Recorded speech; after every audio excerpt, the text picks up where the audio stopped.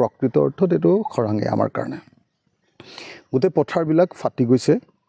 মানুহে কঠীয়া যিবিলাকে ফাৰিছিলে কিবা এটা কৰি সেই কঠীয়াবিলাকো এতিয়া লাহে লাহে জ্বলি যাবলৈ আৰম্ভ কৰিছে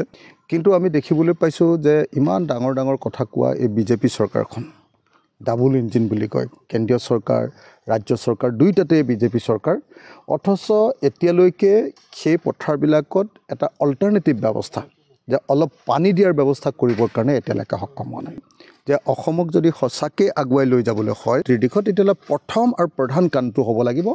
আমাৰ পথাৰবিলাকত পানী যোগান কৰি আৰু বানপানীৰ পৰা ৰক্ষা কৰি আমাৰ পথাৰবিলাকত বছৰত 3 বাৰ খেতি কৰাৰ ব্যৱস্থা কৰা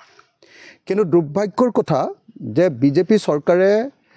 যোৱা 9 বছৰত 9টা বছৰ বিজেপিয়ে শাসন কৰিলে 9টা বছৰত এক কথা পথাৰতো এতিয়ালৈকে এক টোপাল জলসিঞ্চন বা ইৰিগেশ্যন দিয়াৰ ব্যৱস্থা গ্ৰহণ কৰা নাই গতিকে এই মুহূৰ্তত নিন্দাৰ কোনো ভাষা নাই অশোক সিংঘাল যিজন মানুহক আচলতে জলসিঞ্চন ডিপাৰ্টমেণ্টৰ মিনিষ্টাৰ দিছে তেওঁ জলসিঞ্চনৰ জটো বুজি নাপায় তেওঁ খেতিৰ খটো বুজি নাপায় গতিকে এজন বেপাৰীক সম্পূৰ্ণৰূপে মানে আপোনাৰ আপাতমস্তক এটা বেপাৰী মানুহক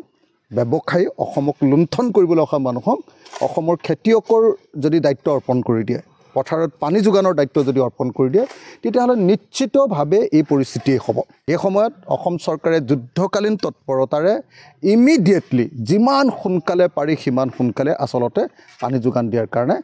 ইৰিগেশ্যনৰ ব্যৱস্থাৰ কাৰণে জলসিঞ্চনৰ ব্যৱস্থাৰ কাৰণে অতি সোনকালে কাৰ্যকৰী ব্যৱস্থা গ্ৰহণ কৰিব লাগে আৰু নহ'লে নিশ্চিতভাৱে আমি ক'বই লাগিব যে এই চৰকাৰ কেৱল জাতি মাটি ভেটিৰ নামত তেওঁলোকে কেৱল আমাক লুণ্ঠন কৰিলে